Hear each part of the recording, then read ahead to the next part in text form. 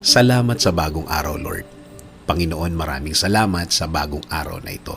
Maraming salamat sa masarap na tulog. Maraming salamat sa masarap na pahinga.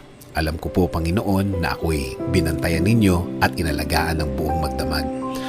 Haharapin ko po, Lord, ang araw na ito na puno ng pag-asa sa aking puso't isipan, sa aking buong pagkatao, sa aking buong araw ngayon.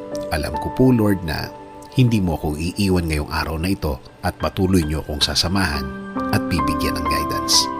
Maraming salamat dahil ginising mo ako ngayong umagang ito at alam kong ang araw na ito ay magiging blessed dahil andyan ka, Lord. Punuin niyo po, Lord, ng kasiyahan o joy ang aking puso. Ipaalala niyo po sa akin kung gaano ako ka-blessed sa araw na ito. Lagyan niyo lagi ng dahilan ang aking kasiyahan at mga dahilan kung bakit magiging thankful po ako.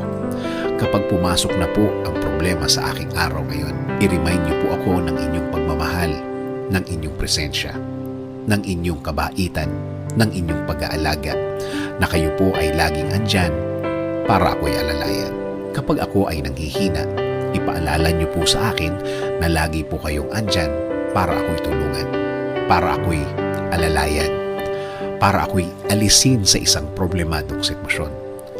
Lord, kapag naalala ko ang aking problema, please remind me that you got me, that everything will be okay and fine. Please remind me also of my purpose.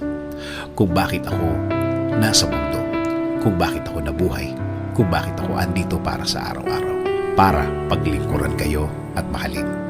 Kasama na ang mga nagmamahal sa akin at nagpapahalaga na kayo pa din ang dapat masunod sa aming buhay. Naniniwala kami sa inyong plano na lahat-lahat na gusto niyong gawin sa amin ay makakabuti sa amin, na ang lahat ng plano ninyo ay makakabuti sa aking kinabukasan at kinabukasan ng aking pamilya. Lord, patuloy niyo pong pasukin ang aking buhay. Isinusuko ko na po sa inyo ang aking araw-araw, ang aking mga gagawin at aking mga plano. Patuloy niyo kaming bigyan ng guidance sa araw na ito at sa mga susunod.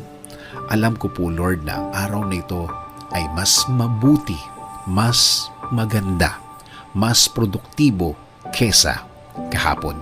Dahil ang lahat ay magbabago kapag kasama ka namin, Lord. In Jesus' name we pray.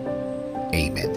Sabi nga sa Lamentations 3:22-23, "The steadfast love of the Lord never ceases. His mercies never come to an end.